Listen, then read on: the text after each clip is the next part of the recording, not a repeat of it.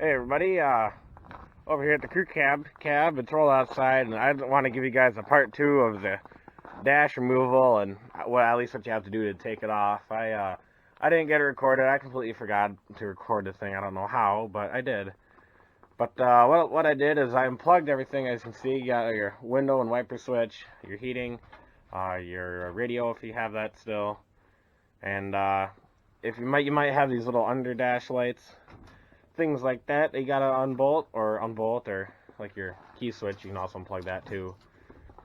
You gotta undo that stuff, and then you have a row of screws across the top. Then you have a bolt right there, another bolt exactly on the other side, and it pops right off. Really, you might have to undo this if this is still connected to your engine or something. Other than that, it'll pop right off.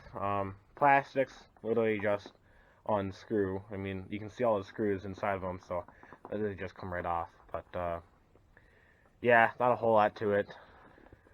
But well, yeah. Anyways, another big thing that happened.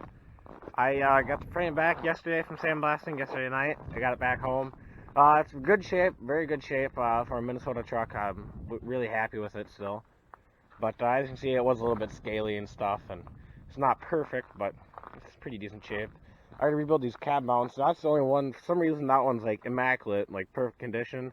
And this one, and then all the other ones are completely junk. So I don't know how that happened. But I have everything to reseal the rear axle, everything for the front axle, minus the spindle seals, because O'Reilly's decided to give me. I ordered the same part number for both, but one's one of the O'Reilly's brand, and then the other one's a Spicer.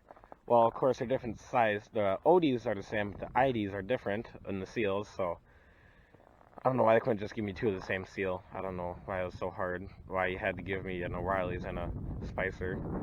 I don't know why, but they did that. So everything else, I got like the output seals, I believe. Hopefully that guy's the output seals. I don't know if they're right, though. They seem really small, so I don't know. I'm a little bit annoyed with them right now. I was supposed to have all the stuff delivered, and then they almost. I walked in there Thursday night. Actually, I picked up this, and they almost sent all the stuff back to their headquarters, and they put some of it back on their shelves, about to sell it. So, yeah, I was a little bit annoyed with that, and I already paid for it too, which was the annoying part. Yeah, they. I don't know what they're thinking, but yeah. Anyways, as you can see, I did pressure wash the frame before I sent it off, but I don't think I did it good enough because looks like there's still some crap in there that I might try and pick out still, or I might just leave it too. I think it'll be just fine. No one's ever gonna notice it, I don't think. But yeah, I mean, who knows? Maybe I one day replace this axle with a Super Duty axle out of a newer truck. I do not know yet. But for now, we're at least gonna run it. But anyways, that's kind of the end of that video. I don't know what else to say, except for watch out for the video of doing the rear axle at least, and most of the front axle. And then I have all the engine mounts. We're gonna drop in the engine, transmission. Then we're gonna get some new drive shafts made up for the manual.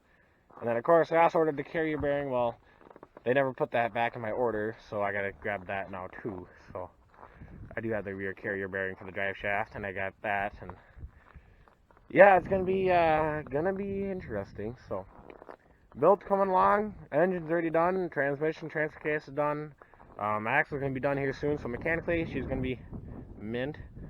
And we just gotta work on fuel. Brakes are completely done. I did that when I was like 12 or so. I had help, but brakes are pretty much are done. I just gotta put my lines back in, fuel lines back in. I gotta find a new saddle tank or side tank. Rear tank is brand new. I just gotta pull a dent out of it from a skid loader. Made a mistake. And other than that, I'll put a lift kit on it, and the frame's gonna be done. Maybe some front end bushings, who knows yet.